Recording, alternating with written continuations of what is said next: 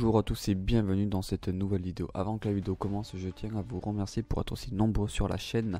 Et chaque semaine, nous débrieferons de Star Wars The Bad Batch et des nouveaux contenus sur la chaîne feront son apparition, mais pour leur place à la The Bad Batch. J'ai vu l'épisode d'hier et je tiens à vous dire que j'étais vachement fasciné au début de l'épisode, là où ils ont repassé le moment de la revanche des Sith.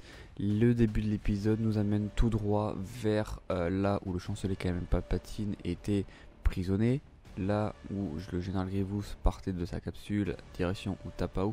Vraiment, c'était vraiment du coup un remake comme ça, et c'était vraiment du coup quelque chose, je pense, du coup qui était vachement fasciné.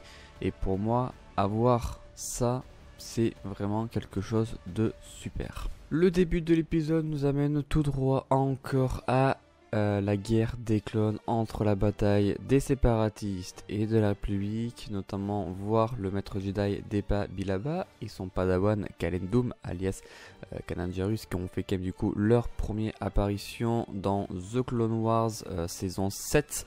Si vous l'avez pas encore vu, je laisserai quand même du coup aller voir ces épisodes là, pour pas vraiment du coup trop vous spoiler davantage. Notamment quand même du coup Crosshair a sorti quand même du coup une phrase qui me semble quand même du coup un peu familier. Je vous laisse du coup découvrir ce moment là. Les bons soldats obéissent aux ordres.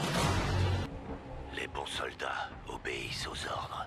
Le moment du coup où est-ce qu'il le dit, c'est vraiment du coup les bons soldats obéissent aux ordres. Cette phrase là, pour moi, on l'avait déjà entendu, pour ceux qui s'en souviennent, c'était quand même du coup Star Wars The Clone Wars saison 6 épisode 1 du soldat CT-5385 alias Top.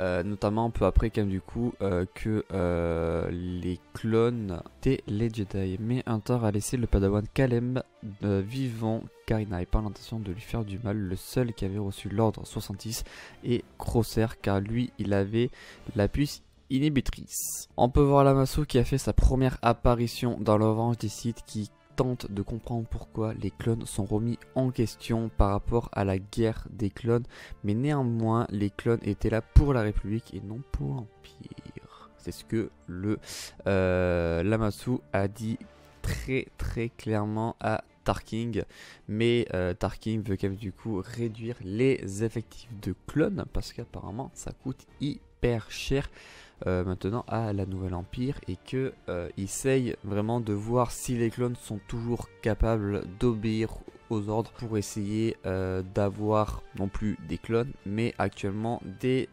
humains, des Stormtroopers à la place des clones tout simplement.